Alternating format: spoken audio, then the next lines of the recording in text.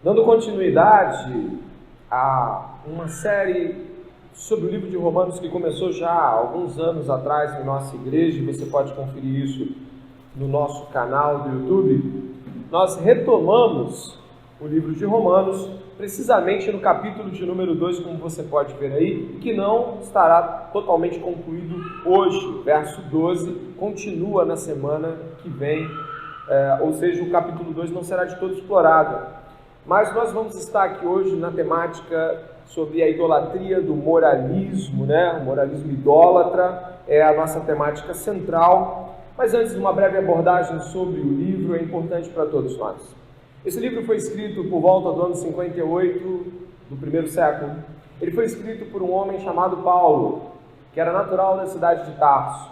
Este homem havia sido perseguidor de cristãos e em uma de suas perseguições, pedindo cartas para fazê-lo diante do Sinédrio, diante dos sacerdotes em Jerusalém, indo para Damasco, o Senhor Jesus interfere nisso e no caminho aparece para este Paulo, que a partir daí, batizado logo em seguida, ele passa a ser um missionário. Talvez não nos primeiros anos imediatos, onde em Antioquia ele recebe instrução, ou enfim, ele aprende a ser cristão, mas da parte de Jesus Cristo o Senhor o instrui, e uma década depois ele se lança como um missionário, enviado pelo Espírito Santo, um plantador de igrejas. Esse é o apóstolo Paulo, autor desta carta.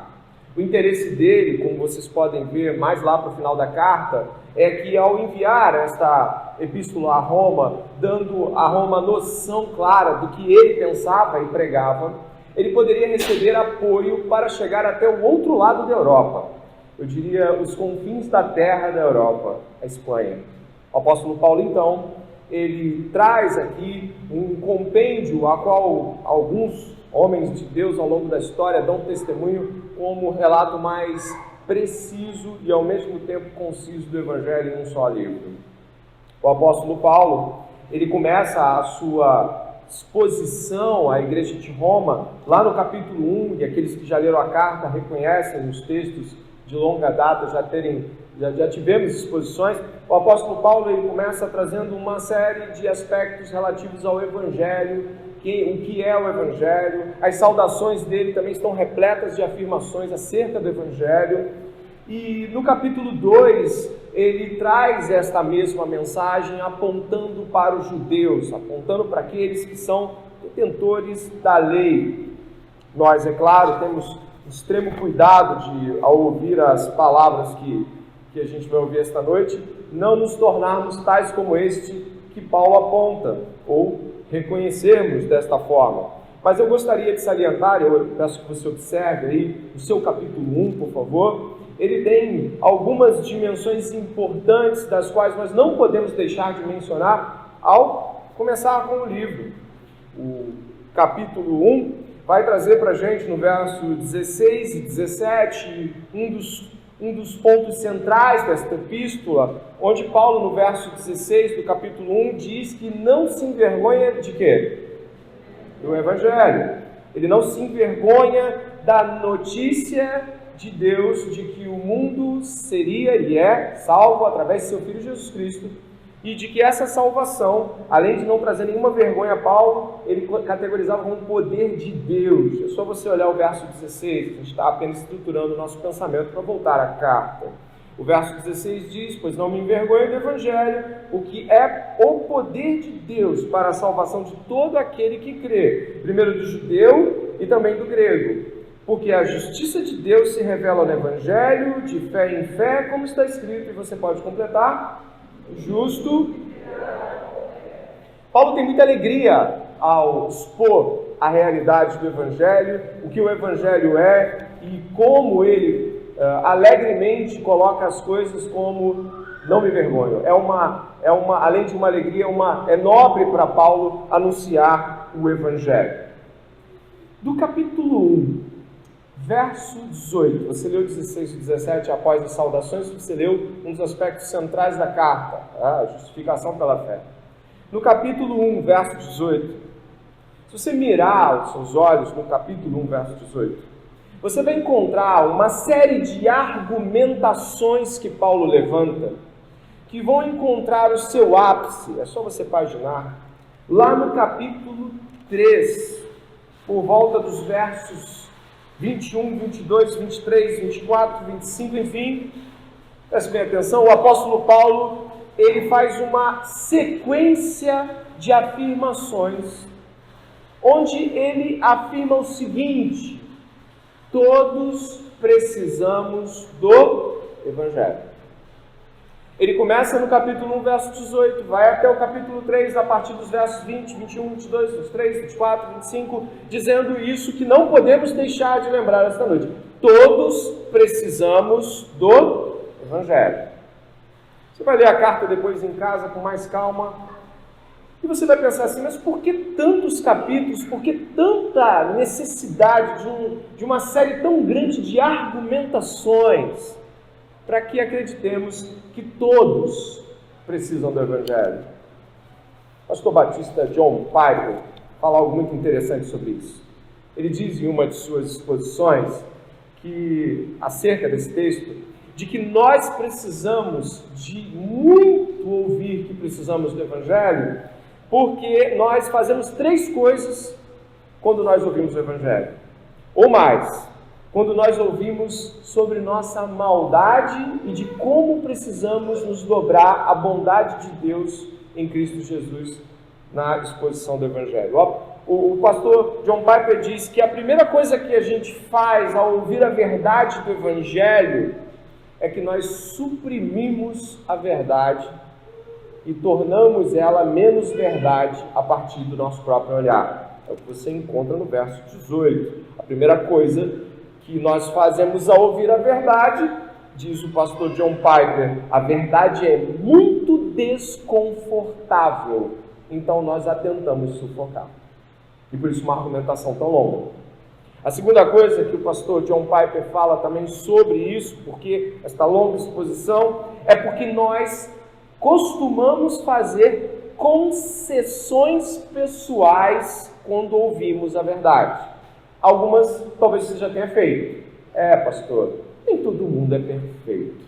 Ao dizer isso, nós concedemos um indulto, uma espécie de meia-culpa para nós mesmos. Ninguém acerta em tudo, pastor. Todo mundo tem os seus ais, todo mundo erra. Seres humanos, nós todos, costumamos argumentar relativizando os nossos pecados uns pelos outros, e se necessário até uns contra os outros.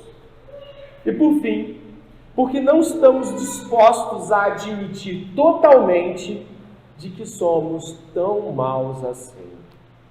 E por isso uma argumentação tão longa do apóstolo Paulo ao nos expor nossa própria maldade. Eu gostaria então, ditas estas coisas, e apontando aqui o coração da carta, indo na direção de por que nós relativizamos e por que dizemos que a verdade não é tão verdade assim, eu gostaria de apresentar 3 pontos na divisão desse sermão que podem lhe trazer elucidações e eu espero reflexões profundas sobre isso. Os versos 1 e 2, eu vou estar trazendo uma menção aqui a um título que depois você já vai entender. O filho mais velho da história de Paulo, os versos 1 e 2. Os versos 3 e 4, as 2 perguntas de Paulo às religiosas idólatras. E os versos 5 a 11, quem por fim despertará a ira de Deus? Estas 3 colocações aqui divididas como estão nos versos, vão ser o nosso guia de viagem nesta jornada do Evangelho que o apóstolo Paulo aqui escreveu, inspirado pelo Espírito Santo com maestria. Eu quero começar primeiramente falando deste título, o filho mais velho da história de Paulo. Se você pegar a sua Bíblia e marcar onde você está, mas calma que ainda não te pedi para ir lá. Se você marcar a sua Bíblia aí, e antes que você vá até lá, você vai ler comigo um trecho de uma história que Jesus conta, uma parábola, que nos leva a compreender as dimensões do que Paulo está dizendo. Eu gostaria que você fosse, então, no Evangelho de Lucas, um pouquinho pouquinho atrás de onde você está. E no Evangelho de Lucas, Jesus conta uma história muito conhecida. Essa história do capítulo 15 de Lucas, dê uma olhada aí, por favor. Ela começa assim, olha só, o capítulo 15, verso 11. Você já deve ter identificado a história. Ela começa assim, dê uma olhada, por favor. Lucas 15, verso 11. Jesus continuou: certo homem tinha 2 filhos. O mais moço deles disse ao pai: Pai, quero que o Senhor me dê a parte dos bens que me cabe. E o pai repartiu os bens entre eles.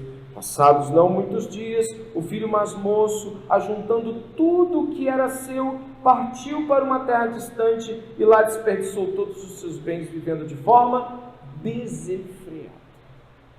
Pois bem, eu gostaria agora que você fosse ao final aí dessa história, aí mesmo no capítulo 15, onde diz o seguinte, verso 25, dá uma olhada. Ora, o filho mais velho estava no campo. Quando voltava, ao aproximar-se da casa, ouviu a música e as danças. Chamou um dos empregados e perguntou o que era aquilo. E ele informou: o seu irmão voltou, e por tê-lo recuperado com saúde, o seu pai mandou matar o bezerro gordo. O filho mais velho se indignou e não queria entrar. Saindo, porém, o pai procurava convencê-lo a entrar, mas ele respondeu ao pai: faz tantos anos que sirvo o Senhor e nunca transgredi um mandamento seu, mas o Senhor nunca me deu um cabrito sequer para fazer uma festa com os meus amigos. Mas quando veio esse seu filho, que sumiu com os bens do Senhor, gastando tudo com prostitutas, o Senhor mandou matar o bezerro gordo para ele. Então o pai respondeu: meu filho, você está sempre comigo, tudo que eu tenho é seu. Mas era preciso festejar e alegrar-se, porque este seu irmão estava morto e reviveu, estava perdido e foi achado. Essa história tão conhecida e marcante conta a história de que um pai com 2 filhos vive uma situação destruidora. O filho mais novo afrontosamente quer os bens do pai ainda vivo, algo que não poderia ser feito com o pai vivo, jamais. É uma afronta, é o mesmo que pedir que o pai estivesse morto. Ele pede e ele gasta tudo, da maneira mais dissoluta, destruidora, prostitutas, dinheiro, bebida, largado, e faz tudo errado. O filho mais velho fica. No final, a história conta de que o filho mais novo se dói totalmente ao lembrar da bondade do pai e se arrepende. Chega ao pai todo humilde, como um escravo: olha, eu não sou nada, não sirvo, por favor, me faça como um dos seus servos. Esse é o que acontece? O pai o trata com amor, com dignidade, o perdoa, o chama para a família novamente, o traz a dignidade de um filho. E aí o que acontece? O filho mais velho chega do trabalho, chega das regras, do dia a dia do campo, do todo dia que ele fazia. Ele fica enfurecido porque o pai havia perdoado o mais novo e estava o tratando com amor, bondade. E ele fica indignado. E ele fala umas coisas ali que você deve ter visto comigo, né? Oh, trabalho para o Senhor há tanto tempo, nunca me deu nada. Nunca me deu um animal para me comer com meus amigos. Agora chega este, olha, presta atenção em como ele está tratando o irmão dele. Chega este teu filho, não consegue chamar de irmão, não consegue chamar de irmão. Chega este teu filho e tu trata ele bem. Ele gastou o teu dinheiro, ele gastou tudo. Só faltava ele dizer, e eu não vou inferir, mas não presta. Como é que você trata a gente assim, desse jeito? E aí, que é onde eu gostaria de ir com você de volta à epístola. O que nós temos aqui em alusão a esta história que Jesus nos conta, é de que o apóstolo Paulo conta no capítulo 1 a história de homens deliberadamente promíscuos, entregues e escancaradamente, publicamente depravados. É isso que você encontra no capítulo 1. Se você puder olhar aí o verso 28, por favor, Você vai encontrar assim, no verso 28 do capítulo 1 de Romanos. Vamos lá, dê uma olhada. E por haverem desprezado o conhecimento de Deus, o próprio Deus os entregou um modo de pensar reprovável, para praticarem coisas que não convêm, estão cheios de todo tipo de injustiça, perversidade, avareza e maldade. Estão cheios de inveja, homicídio, discórdia, engano e malícia. São difamadores, caluniadores, inimigos de Deus, insolentes, arrogantes, orgulhosos, inventores de males, desobedientes aos pais, insensatos, desleais, sem afeição natural e sem misericórdia. Embora conheçam a sentença de Deus, de que os que praticam tais coisas são passíveis de morte, eles não somente as fazem, mas também aprovam os que as praticam. E o capítulo 2 entra assim, olha: por isso, você é indesculpável quando julga os outros, não importando quem você é, pois naquilo que julga o outro, você está condenando a si mesmo, porque pratica as mesmas coisas que condenam. Temos um paralelo interessantíssimo com a narrativa ou a história que Jesus nos conta. O filho mais novo foi lá e desperdiçou tudo. O filho mais velho ficou fazendo para mostrar que tinha como cobrar ao pai, tinha como dizer que o que ele recebia não era de graça, era paga de seu salário, da sua constância, da sua labuta. Talvez nós não percebamos como o apóstolo Paulo organiza todas as suas argumentações, mas de cara eu e você já conseguimos perceber o sentimento envolvido aqui. É alguém que, ao olhar para as pessoas que fazem publicamente tudo aquilo que Deus condena, você olha e diz: miseráveis, condenáveis, gente da pior estirpe. E ao olhar para si mesmo, diante de ter uma Bíblia, e aí no caso desses aqui que Paulo coloca no capítulo 2, aos quais ele mesmo vai se incluir no capítulo 3, ele vai dizer no capítulo 3, ele está falando de judeus, ele está falando daqueles que têm a lei, ele está falando daqueles que supostamente deveriam ser aqueles que estão andando corretamente. O que o apóstolo Paulo diz? Assim, desculpáveis. Que vocês julgam essas pessoas que eu acabei de citar, só que vocês também fazem tudo isso. Você imagina o escândalo que foi essa afirmação?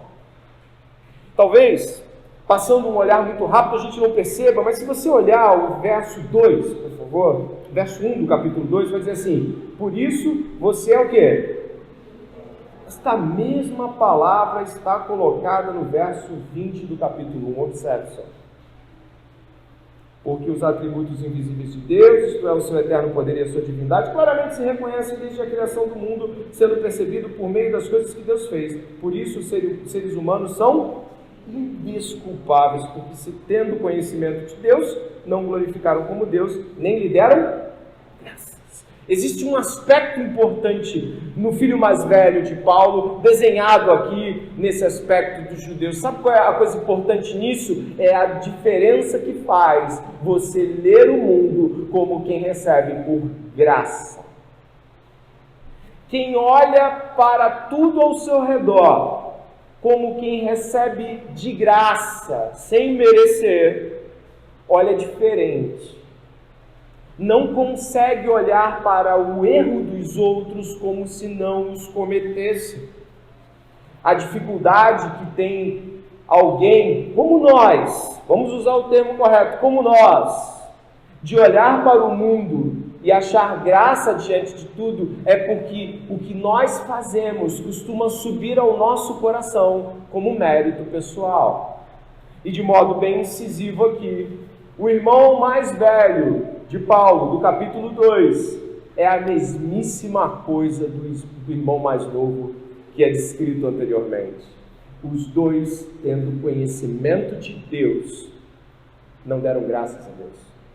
Não consegue dar graças pelo que tem e quer mais para fazer o que quiser. Não consegue dar graças pelo que recebe porque acredita que o que faz é salário diante daquilo que você mesmo produz, da sua própria quantidade de coisas que você conseguiu acertar nas suas regras. Talvez nós não estejamos vendo com claridade algumas das coisas que eu espero que ao longo do sermão nós possamos ver em nós mesmos, mas o apóstolo Paulo, ele de modo muito preciso assinala de que não há homens que possam se desculpar diante de Deus, dentre outros significados que essa palavra tem, levando em consideração o capítulo 2, que é um capítulo que fala de juízo, é um capítulo que aciona dimensões judiciais. A ideia é a seguinte: não há ninguém que possa apelar para o que fez. Não há ninguém que, quando chegue diante de Deus, tendo lido muita Bíblia e orado, ou não tendo lido Bíblia nenhuma e orado, possa chegar-se diante de Deus com dignidade porque fez algo.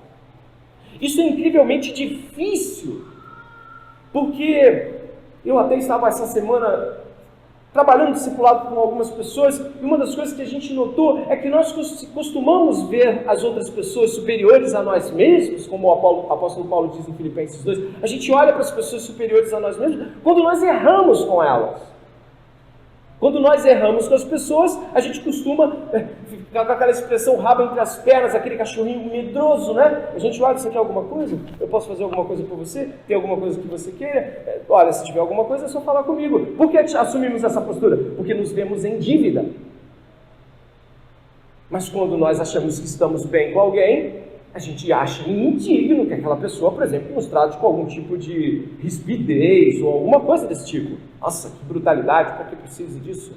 Mas quando nós estamos como aqueles que ofenderam, não, ela está chateado comigo, ele está chateado comigo, eu até entendo esse modo de agir, de modo incrivelmente comum. Nós vivenciamos a vida pelas obras que fazemos ou pelas obras que nos devem. Então o irmão mais novo e o irmão mais velho conjugam do mesmo problema, tendo conhecimento de Deus, não dão graças a Deus. O irmão mais novo, ou seja, os pagãos desvairados, loucos, ou então os judeus cheios das suas regrinhas e cumprimentos de lei, eles estão no mesmo patamar, e nós aqui esta noite estamos no mesmo patamar. Somos igualmente indesculpáveis, sem distinção. Olhando o capítulo 1, no verso de número 25, você encontra assim, olha só, verso 25, eles trocaram o quê? A verdade de Deus pela mentira, adorando e servindo a criatura em lugar do Criador, o qual é bendito para sempre. Amém. Dê uma olhada, por favor, no verso 2 do capítulo 2. Olha os paralelos entre os dois capítulos. Bem sabemos que o juízo de Deus é segundo a verdade, a palavra verdade aí, ó, contra os que praticam tais coisas.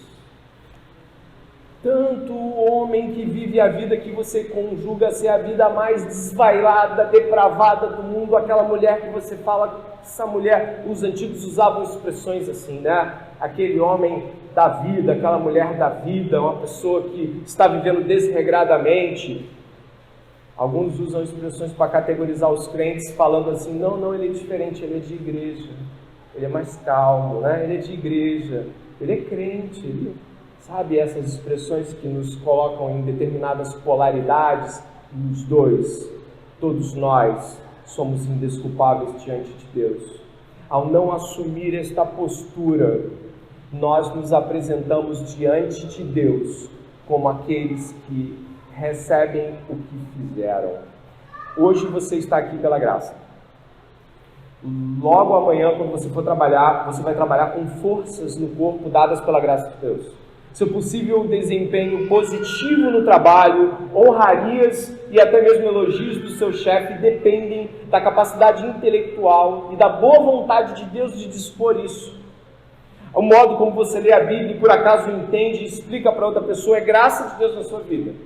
O fato de você ainda andar ou não, de você ver ou não, ou tudo mais que você possa dizer, pois isso é bom, que bom que eu posso sentir paladar na boca, é graça de Deus. O fato de que você está hoje numa igreja ouvindo falar sobre graça e evangelho é uma bondade de Deus que trouxe você até aqui, e não há méritos pessoais. Isso nos torna cada vez, ou deveria nos tornar cada vez mais quebrados diante de Deus, agradecendo a todo momento, dando graças a todo momento, falando e mencionando as pessoas que Deus fez, que Deus fez, que Deus fez.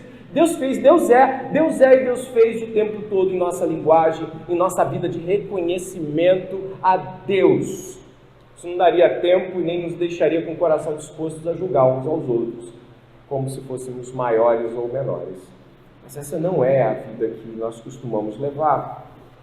E para entender esta questão, e eu gostaria que você pudesse avançar um pouco comigo, no verso 3 e no verso 4, nós vamos encontrar aqui, observe aí, eu vou ler em voz alta, duas perguntas que o apóstolo Paulo faz aos religiosos idólatras.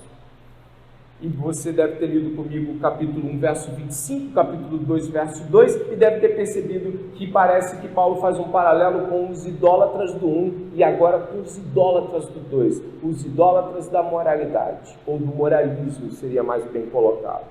Moralismo é essa ideia de que você faz determinadas coisas certas, e essas coisas certas, de modo acumulativo, te tornam uma pessoa melhor do que as outras, e você as julga segundo este fazer que você acha que é maior e mais elevado.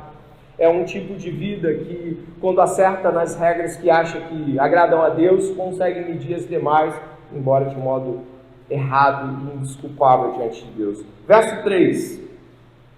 E você que condena os que praticam tais coisas, mas faz o mesmo que eles, pensa que conseguirá se livrar do juízo de Deus? Ou será que você despreza a riqueza da bondade, da tolerância e da paciência de Deus, ignorando que a bondade de Deus é que leva você ao arrependimento? Nesta segunda metade do sermão, eu gostaria de falar sobre as duas perguntas de Paulo, àqueles que ainda tentam se sustentar com sua bondade. Essas duas perguntas, a primeira, que vai dizer sobre se o que nós fazemos em termos de julgamento nos livrará do juízo. E a segunda, dê uma olhada no verso 4, se nós conseguirmos perceber que o que de fato nos faz aproximar-se de Deus não é nada do que fazemos, mas é a própria bondade livre de Deus. Essas são duas perguntas que eu gostaria que você pudesse refletir. Se você é alguém que acredita que quando julga alguém e diz, essa pessoa não presta, ou com o seu coração você se sente maior, você acha que você vai escapar do juízo de Deus porque você se sente menos pior, eu gostaria de conjugar aqui junto com vocês de uma experiência nefasta, horrível, que todos nós já sentimos, e que eu não preciso nem perguntar a você, de que você balance sua cabeça para você se lembrar disso. Esteve com uma pessoa, ou mais de uma, falando mal da conduta de alguém, reprovando o modo como aquela pessoa reagiu ou fez algo. No final das contas, às vezes sem perceber, você prolonga esta conversa, quando você vai ver, você está falando mal já há bastante tempo daquela pessoa. Há uma sensação de indignidade em relação a ela. Como pode fazer isso? Que nojo! Aos poucos, aquilo que era, todo mundo pode cair, se transforma em temos que fazer alguma coisa contra isso. E quando você vai ver um senso de dignidade obtido pelo bem-estar, de mal dizer, se estabelece. Isso já aconteceu comigo inúmeras vezes. Naquele momento, você não consegue se ver como esta pessoa. Você não consegue lembrar que fez igual ou que faria igual em circunstâncias semelhantes. Impossível! Mas como assim? Eu posso dar alguns exemplos. Eis aqui, olha para cá, está vendo aqui? Esta mulher jogou o filho na lata de lixo. Mães! Como isso? Esta mulher jogou o filho na lixeira. As mães começam a se contorcer. Isto não é mãe! Isso não é digno, isso não é uma pessoa, é uma coisa. Já ouviram essas palavras? Ou já disseram? Talvez você olhe E eis aqui o menino que engana, e as crianças aí, o menino que engana a professora, toda a prova, ele vai lá na mesa dela, fala, bom dia professor, e dá uma olhada nas respostas, volta, todo mundo está se esforçando, e o menino está tirando nota boa. Que menino miserável é o que nós dizemos. Por aquele momento a gente não consegue pensar em mais nada. Aquele homem dedicado, chega em casa do trabalho, cuida dos filhos, a mulher diz, não, eu vou para a academia, eu vou fazer não sei o quê, e vai para a casa do amante, já são 6 anos que ela faz isso. Descobriram. E aí?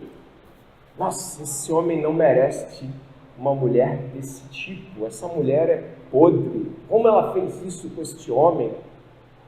Outros já vão se tornando ainda mais intensos. Tem que pegar uma outra mulher e dar-lhe uma surra, sabe?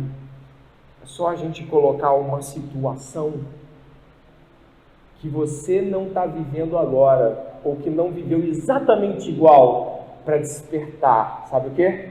Aquele senso profundo de miserável esta pessoa. E aí o que Paulo vai estar dizendo? Olha aí de novo agora o texto.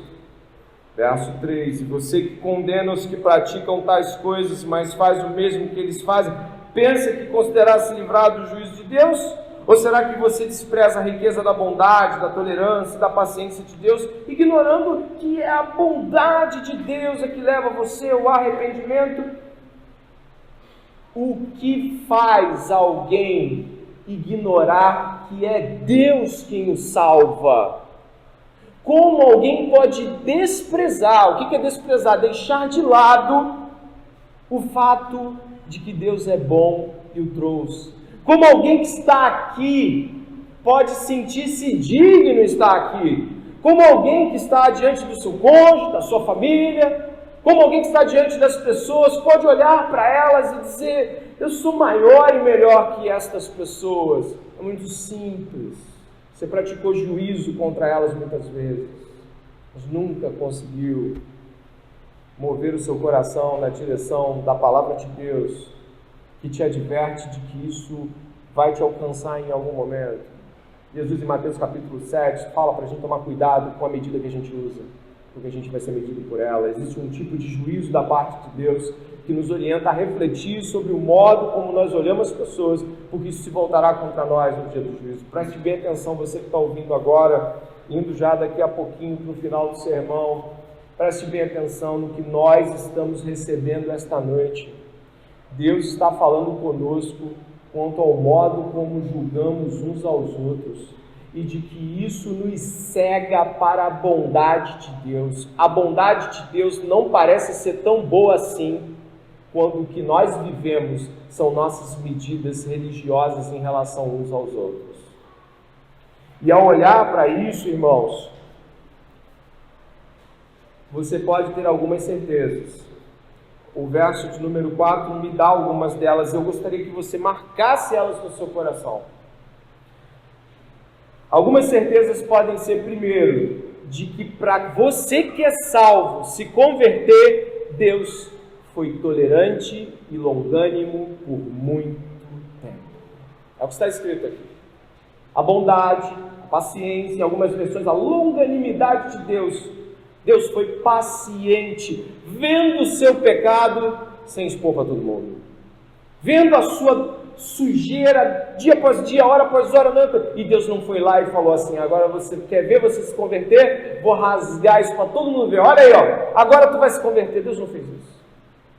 Deus não fez isso. Não para os outros. Porque não é esse tipo de vexame que converte alguém. É a bondade de Deus na face de Cristo.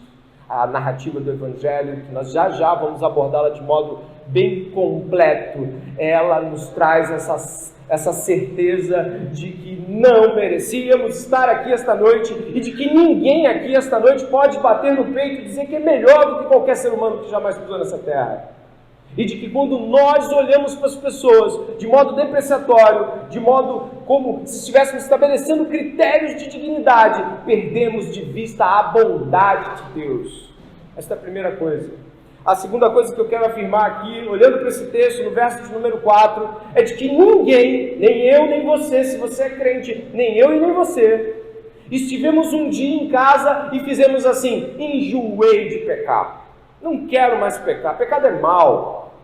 O que aconteceu? Não, eu decidi que eu tenho que parar de pecar, o pecado é algo horrível, como eu pude fazer isso?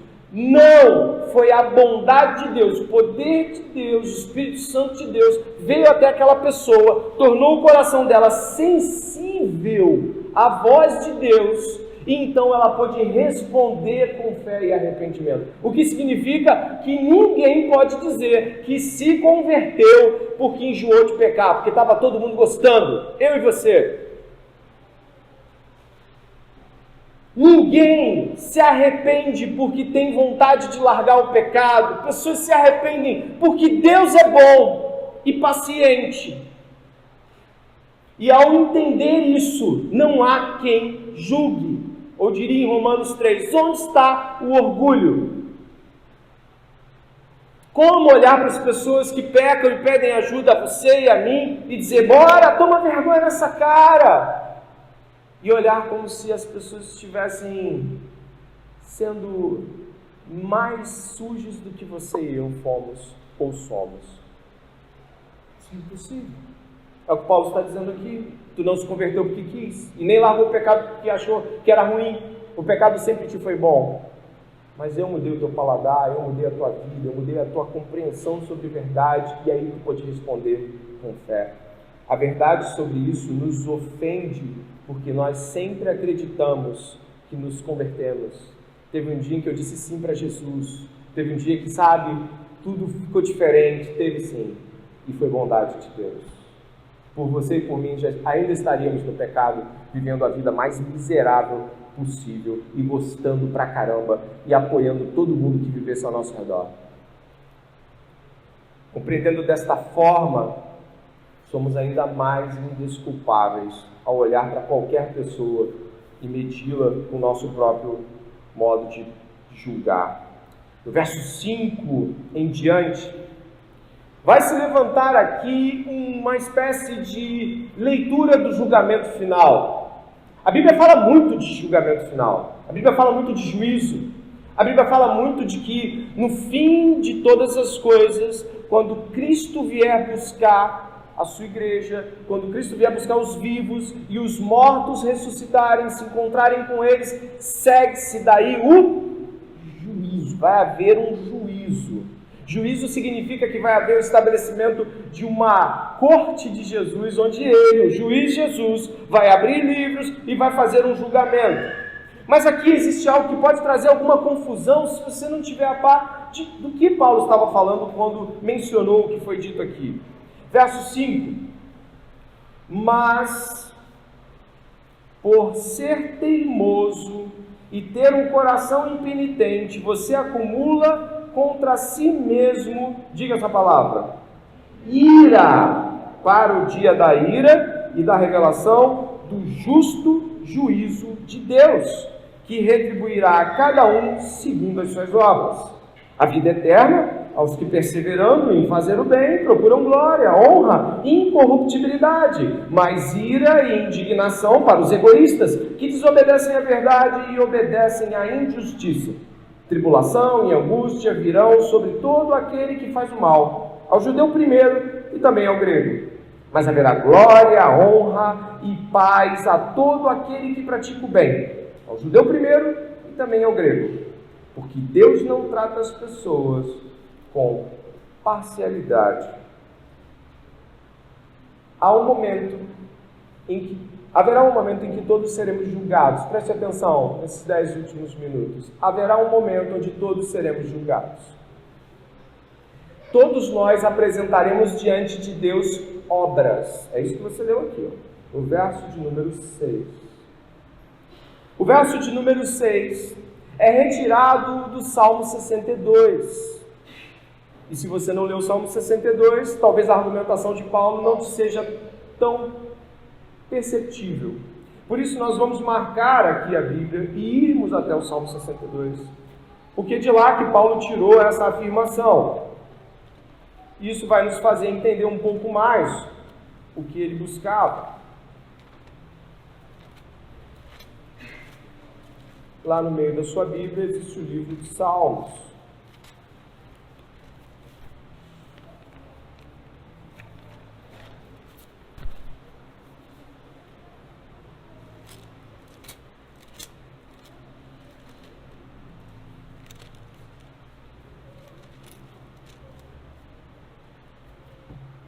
Ok? O Salmo de número 62 é usado por Paulo, precisamente o verso de número 12, mas a argumentação que Paulo usa se estabelece no Salmo 62.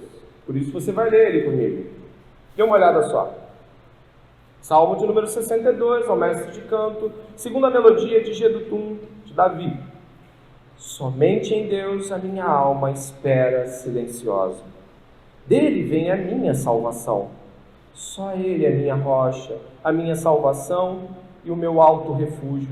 Não serei muito abalado. Até quando vocês atacarão um homem, todos vocês, para o derrubarem, como se fosse uma parede pendida ou um muro prestes a cair? Só pensam em derrubá-lo da sua dignidade. Eles se alegram na mentira, de boca bendizem, porém no interior maldizem. Somente em Deus, ó minha alma, espere silenciosa, porque dele vem a minha esperança. Só Ele é minha rocha, a minha salvação e o meu alto refúgio. Não serei jamais abalado. De Deus dependem a minha salvação e a minha glória. Ele é a minha forte rocha e o meu refúgio. Confie nele em todo o tempo, ó povo. Derrame diante dele o seu coração. Deus é o nosso refúgio. Pura vaidade são os homens plebeus. Os de fina estipe não passam de falsidade. Pesados em balança, eles juntos são mais leves do que a vaidade. Não confiem na opressão, nem ponham falsas esperanças na rapina.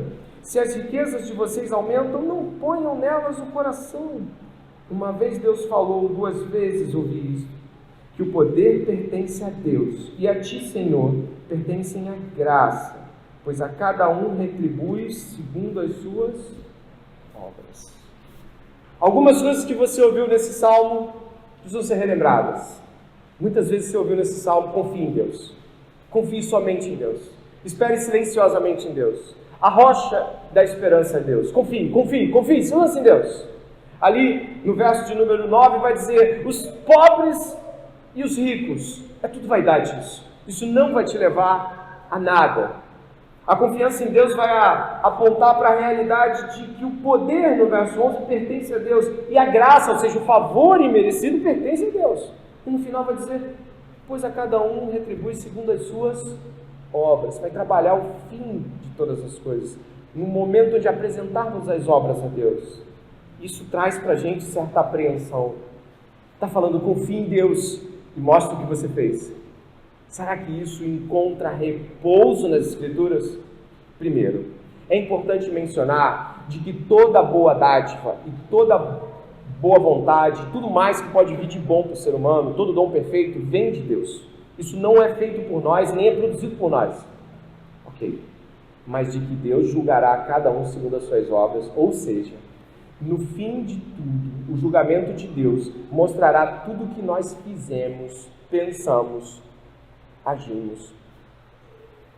O escritor, pastor presbiteriano e evangelista Francis Schaeffer, falando para os seus alunos sobre esse texto, diz assim, usando a seu termo em sua época, a expressão: Deus tem um gravador. Ele fica filmando tudo e gravando tudo que a gente diz e faz. E um dia, quando todas as coisas estiverem abertas, Deus vai mostrar tudo que a gente falou, tudo que a gente viu. É claro, hoje a gente utilizaria outras mídias para expressar isso, mas a verdade é que o Francis Schaeffer, esse pastor, diz o seguinte: tem 2 tipos de pessoas: as que ouvem isso e tremem, e as que ouvem isso e desconsideram. As que ouvem isso e falam: meu Deus, tudo mesmo, tudo que eu disse, tudo que eu fiz, ele viu. E param e falam: não tem mais jeito, porque se ele viu tudo que eu disse e fiz, E mais ainda, nosso coração, o que nós pensamos, não há escapatória para ninguém. Não há obras que deem conta disso. Você consegue entender? E Deus vai cobrar as obras. Ele deu graça para que executemos o bem, mas nós escolhemos o mal. E é pensando nisso que é tão difícil para a gente. E muitas vezes, eu vou lhe ser sincero, já peço que você volte até Romanos. Eu muitas vezes, ao ler sobre o julgamento de Deus, eu já chorei de parar e falar assim: o que vai ser de mim quando os livros se abrirem? O que vai ser de você quando sua mente for descoberta? Eu ficava pensando em coisas assim, irmãos. Será que vai estar todo mundo lá ouvindo? Será que Deus vai pegar toda a raça humana, ou todos os meus contemporâneos, me colocar diante do tribunal, e aí vão ler aquilo tudo? Meu Deus, o que pode sobrar de mim? Que vergonha! E mais, eu vou para o inferno sim. Então, se você e eu entendemos algumas coisas até aqui, o final vai fazer bastante sentido. Não temos mérito diante de Deus. Todos são culpados diante de Deus. Nós somos patentemente expostos em nossa miséria diante do Deus que vê todas as coisas. Se você é um religioso, precisa do Evangelho. Se você é uma pessoa que está nem aí para a religião, precisa igualmente do Evangelho. Mas vai ter de apresentar as obras, vai ter de se abrir os livros, e eu e você vamos estar lá. O capítulo 3 do livro de Romanos nos apresenta uma questão que vem sendo desenvolvida desde o capítulo 1 e passa pelo capítulo 2. Você se lembra? No capítulo 1, verso 18, diz que a ira de Deus se revela dos céus. Aqui no capítulo 2, no verso de número 5, diz que nós, quando achamos que temos algum tipo de justiça, acumulamos ira para o dia do juízo. A ira, o desfavor e mais ainda a punição de Deus sobre o pecador. E o que nós encontramos no capítulo 3, do verso 21 em diante, vai nos dar a resposta de Deus para tudo isso. Olha o que diz aqui no capítulo 3, verso 21 de Romanos. Mas agora, sem lei, a justiça de Deus se manifestou, sendo testemunhada pela lei e pelos profetas. A partir daí eu gostaria que você lesse comigo em voz alta.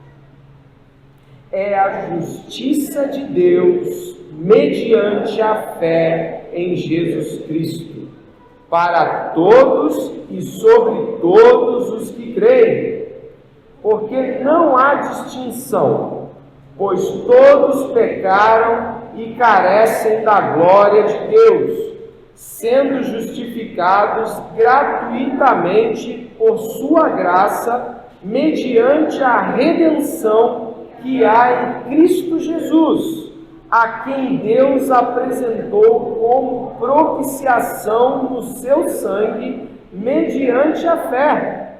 Deus fez isso para manifestar a sua justiça, por ter ele, na sua tolerância, deixado impunes os pecados anteriormente cometidos, tendo em vista a manifestação da sua justiça no tempo presente, a fim de que o próprio Deus seja justo e o justificador daquele que tem fé em Jesus. Sabe o que está escrito aqui? De que Deus propôs lidar isso da seguinte forma: o homem precisava pagar pelos seus pecados. Cada homem precisa pagar pelos seus pecados. Deus é justo, o pecado é injustiça. Isso põe o homem numa condição criminal, uma posição judicial diante de Deus, e ele merece ser punido pelos seus pecados. Todo tipo de coisa que você fez na vida inteira e que é contra Deus precisa ser julgado com justiça. Senão Deus não pode ser justo se Deus não punir pelo pecado. Então, Deus propõe de que seu Filho, Jesus, pague pelos nossos pecados. Pare bem para pensar. Quem cometeu o pecado fomos nós, mas Deus escolheu pagar pelos nossos pecados a fim de nos livrar da ira vindoura e da completa e eterna separação do favor de Deus. Ao compreender esse ato de Deus, o apóstolo Paulo diz no verso 27, onde fica o orgulho? Aquele lá que você leu comigo, de achar que uma pessoa pode se considerar melhor que a outra. Aonde fica o orgulho? Aonde fica aquela sensação de que você pode vir até a igreja, de que você pode abrir a Bíblia em casa e você é uma pessoa boa? Onde fica o senso de dignidade pessoal com qualquer coisa que você e eu façamos? Não existe. Meu irmão e minha irmã, não há orgulho que se sustente diante da cruz de Cristo. Ainda esta semana eu estava falando sobre a cruz de Cristo com algumas pessoas com quem trabalho, e eu estava falando sobre Jesus na cruz. Houve um momento na cruz. Não podemos precisar se foram instantes, minutos, ou foi toda a crucificação, ou começou quando o prego estava sendo batido ali embaixo no chão. Mas houve um momento em que Jesus diz: Deus meu, por que me desamparastes? O teólogo Berkhoff, autor de uma sistemática muito boa, ele fala algo surpreendente. Ele fala: Jesus viu a face da morte eterna. O que é morte eterna? Separação com Deus. Você está separado de Deus. Jesus viu a separação e sentiu a ira de Deus sobre ele. Jesus sentiu a completa separação. O Logos ficou sem o favor que sempre o acompanhou. O Pai virou-lhe as costas para lhe desferir o golpe que cabia a cada um de nós que pecamos. Jesus levou a todos nós e traz aqui esta noite a chance de considerarmos de que Ele viveu instantes de morte eterna, de inferno diante dos olhos dele, da separação. Eu não uso inferno na literalidade de que ele foi julgado e mandado para lá, mas ele viu o desfavor de Deus. Nenhum ser humano nesta terra vai conseguir ficar um segundo sem o favor de Deus. Os ímpios ainda estão sobre a graça comum de Deus. Os salvos vivem segundo a graça de Deus, a graça favorável de Deus. Sabe o que significa? Que ninguém que passou por essa terra, do pior homem que você julga ser, do Adolf Hitler da vida, da Susana von Rostoff, ou seja lá quem você quer, todos estão desfrutando da graça de Deus, e aqueles que viveram desfrutaram da graça de Deus. Jesus Cristo é o único homem que ainda vivo viu a ira de Deus toda sobre ele na cruz do Calvário, para que ninguém que cresce nele jamais ficasse um instante sequer sem o favor de Deus. Onde está o orgulho?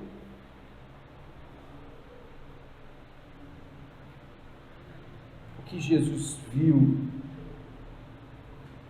naquela cruz, ao receber os nossos pecados, deveria esfacelar as nossas defesas esta noite, destruir as convicções de restos de bondade que permanecem. Isso deveria lhe trazer a certeza de que nenhum homem, nenhuma mulher neste mundo jamais poderá passar pelo que Jesus passou na cruz do Calvário sendo crente. Ele viu a ira de Deus contra ele e ficou sem a graça de Deus naquele momento, só com o seu pecado, com o meu pecado.